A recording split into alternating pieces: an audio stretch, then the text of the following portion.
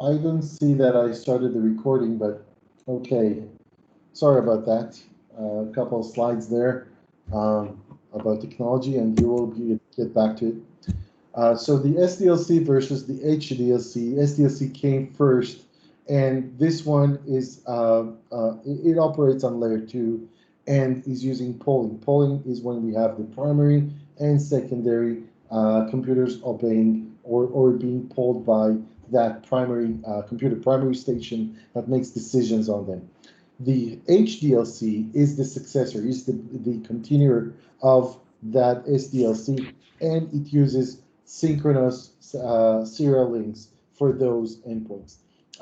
It again works and operates in layer 2.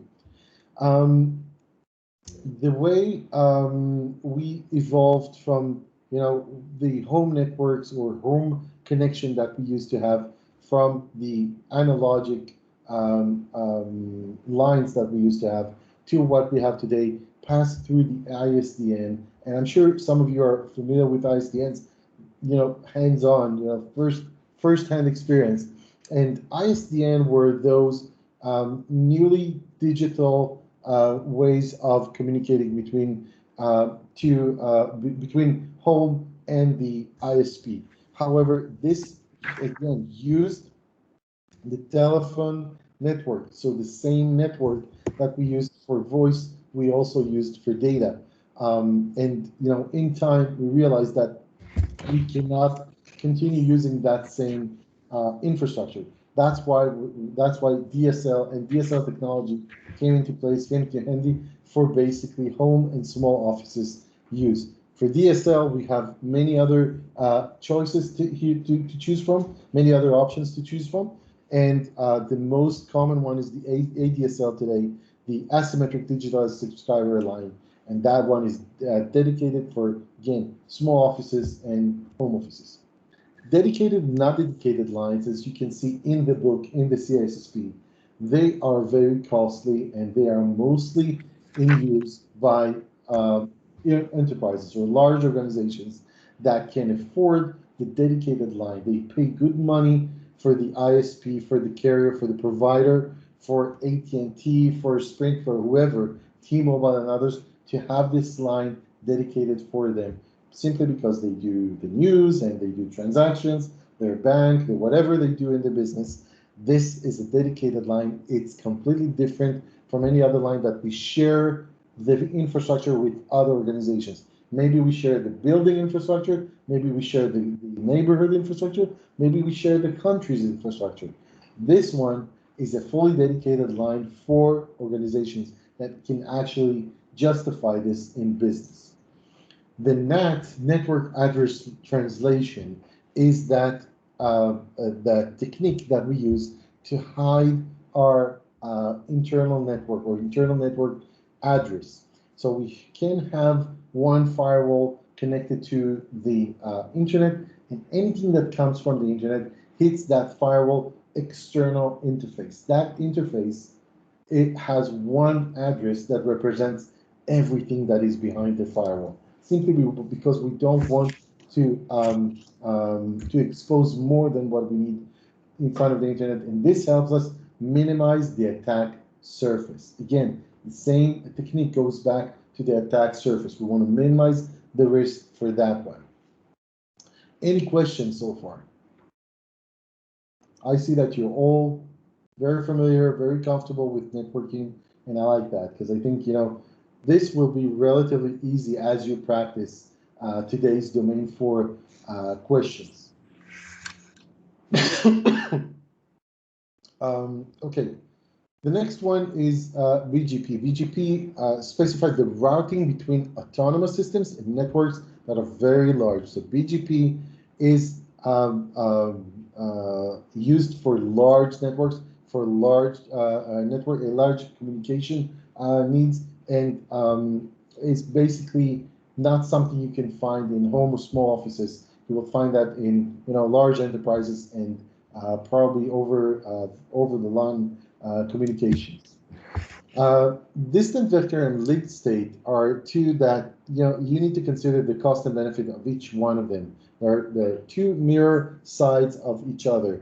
The distance vector has information only on its neighbors, on the hops that it's connected. It is updated frequently, and it's very slow to converge, very slow to converge the transmissions. The link state is faster to converge, it's easier to work with, but it also views the entire network, and that is a problem, because if we look at it this way, then the link state exposes more attack surface for potential attackers. And looking at from a distance vector, maybe the threat is there, maybe it's slower, but still the attack surface is much smaller when we look at only neighbors. Sorry about that. MPLS is used again in large networks, and it's used today as well. And this one includes the final destination of the router and path to get there. So much like the techniques that we saw before, it finds the path between A to B, and it keeps that in mind as it uses it again. And it includes the entry point, the source, destination, things that we can work with in order to analyze those packets and to make it faster in communication. We don't need to inspect the headers or to make routing decisions at that point. We just complete the route. We have the route, and that's going to be the route that we're going to use until something else happens, until something else will come up, and some other need or some faster route will take place. SDN is the new technology for let's call it internal firewalls. I'd like to refer to it as internal firewalls, but you can consider it as SDN by itself. Software-defined networks is when the network components become more and more secure on the application layer. So each switch on SDN can contribute to more security. It looks at applications from one segment to another segment, and this one is the newest technology in network engineering, network security engineering. So instead of looking at layers 1 to 4, where we used to in previous network engineering techniques, today we look at higher level. We look at 5, 6, and 7, and we can get to analyze all applications that whether they need to pass on that one network or not. We can make better decisions, and we can make our network much more secure using that one as well. The content distribution network is used by larger corporations which provide some sort of service, the CDN. Okay, you can find that in organizations like Amazon, in Akamai, in Cloudflare, which provide some sort of service online for cloud users. And it basically determines the way that we can communicate easily with the user. The user asks for content, and we find the best path to transmit that content to the user. So that's the CDN, and that's all about performance. Sorry about that, my camera went off again. All right. Yesterday we talked about VPNs, and we mentioned the VPNs when we talked about cryptography. This one is again a mentioning of the VPN, of the tunneling, as we see it from A to B. We want to create a secure channel between the two. A to B, we want to create a secure channel so no one can come up from the outside and penetrate that channel and disturb the transmission between the two, or even alter with the information. So for that one, we build the virtual private networks. Virtual private networks will commonly use the protocols of TCP, LTTF, LTTP. We saw that today in IPsec, and we will elaborate on IPsec in a moment. Most of the use for VPN is for remote access. And again, guys, I can expect a lot of questions on remote access. Okay, so here we have one slide. We talked about that. We saw a few questions in the practice today. I encourage you to read that session in the book. Elaborate on it, okay? So mark this one, right? It's not a whiteboard, but it's a requirement for today, especially with the COVID-19 and all. And I assume that ISC would like to ask you questions about this as you go through this exam. There's a lot of need for remote work security, so elaborate on this. Any questions on that part? All right. Let's look at the protocol, different protocols that we have. The SLIP is the least secure one. It offers no authentication, but it is used, it was used for remote connectivity. When we had those modems, when we had those telephone lines, and when we had ancient technology that worked in half duplex. The PPP replaced the SLIP one, and it uses encapsulation protocols, and it's over dial-up, again, over the telephone infrastructures to create the point-to-point link, the point-to-point connection. We use that when we had the modem baskets. I don't know if you remember that. In Israel, we called it Shva. Are you familiar with the credit card companies and credit card authorization when we had got those phone calls? I'm talking 20 years ago. So probably some of you are not familiar with this, but this is how we did the communication back then using PPP. FAX security, so if you read it together, you get a different meaning, okay? But FAX security is done or achieved by having two fax machines encrypted on both sides. So it's programmed in such way that keys are exchanged as these machines are manufactured. Okay, so I have a fax machine here encrypted and a fax machine here encrypted. They both share the same algorithm. They know how to communicate with each other, and keys are exchanged primarily before those are implemented, before the infrastructure is implemented. Where do you think fax security or fax machines are used today? Fax security is used today. Any special need for fax security today? Germany. Germany. In Germany, fax is the big thing. They still use fax here. All the governments are still using fax. You cannot send email to them. You need to send it by fax. Let me ask you. Faxes and emails here. Huh? No, I'm asking about fax security. Do they use encrypted faxes? No, but I don't know anyone that uses encrypted fax. So they actually do use encrypted faxes. They use that in submarines. As you said, Germany, I immediately thought, oh my God, this guy knows. You know. So they actually use encrypted faxes in submarines. Okay, those boats they upflow, they go upscope, and they get transmissions once every 2-3 weeks on fax, on an encrypted fax.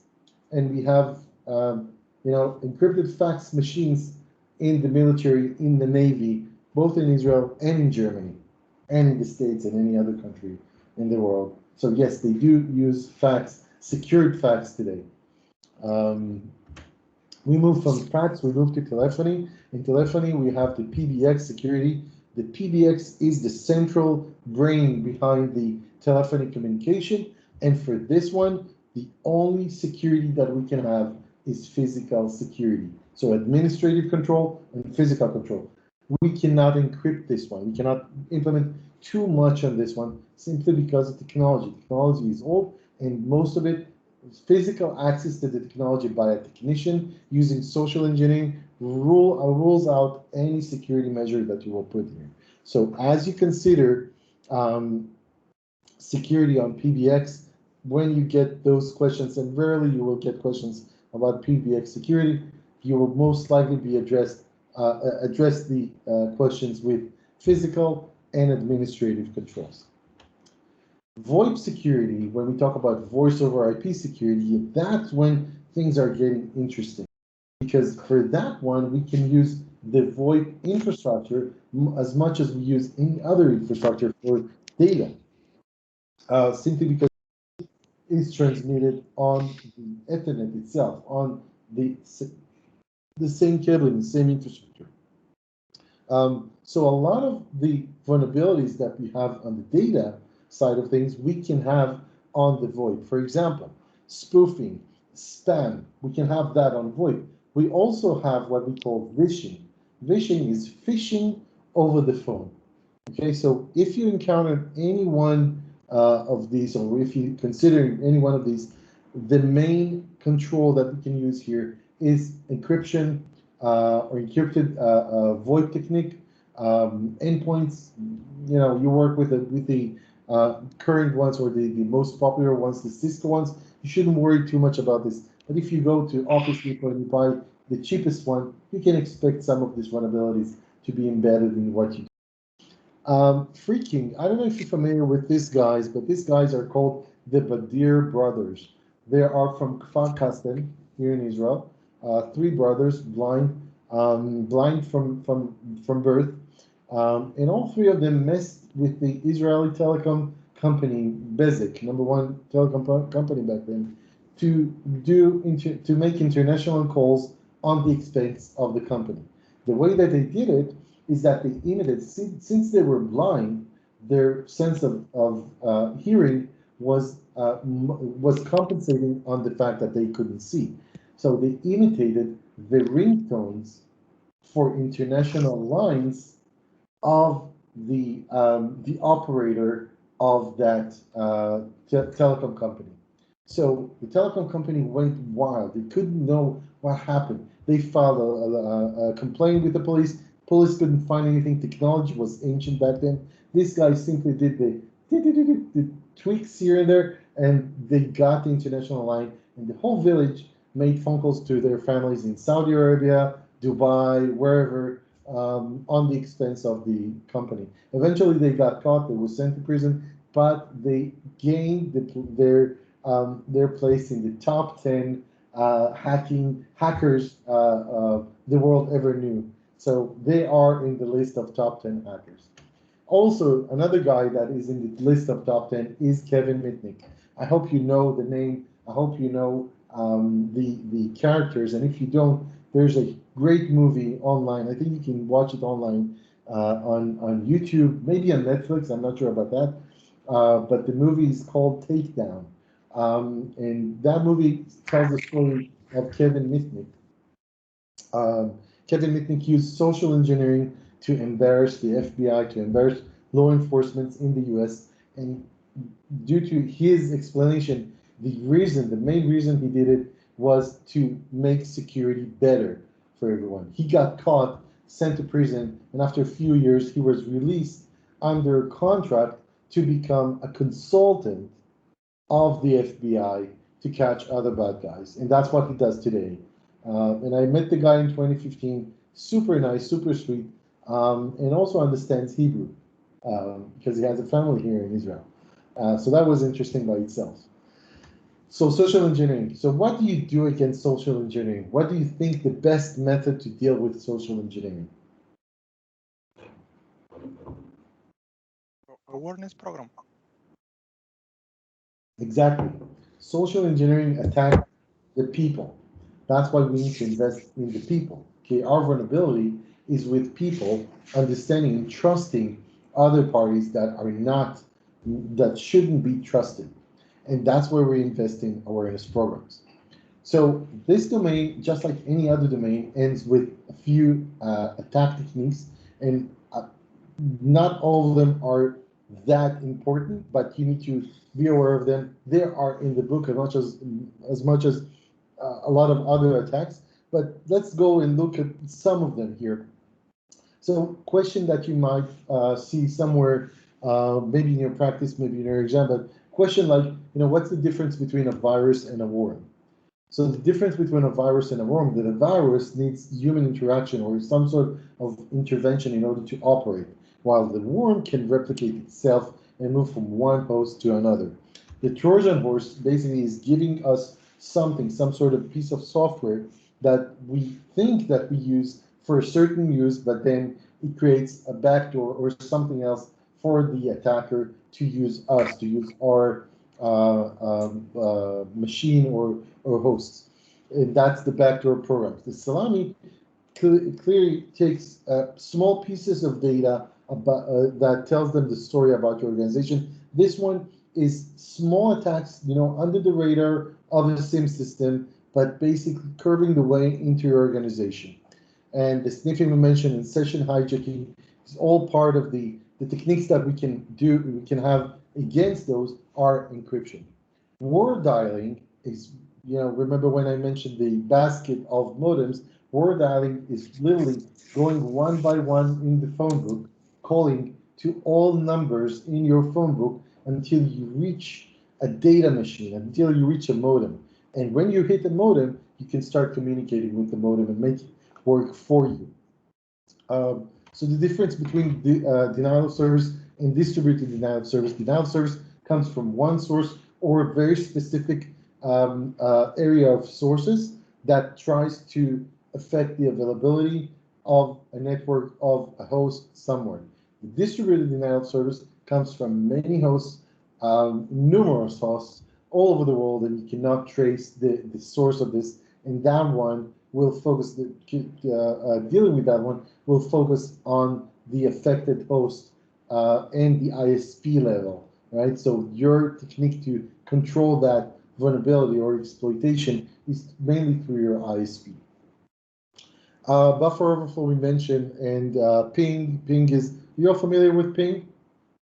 So ping is in a set size, or if it's sent more than that size, then it's called ping of death, and you can set the size of it.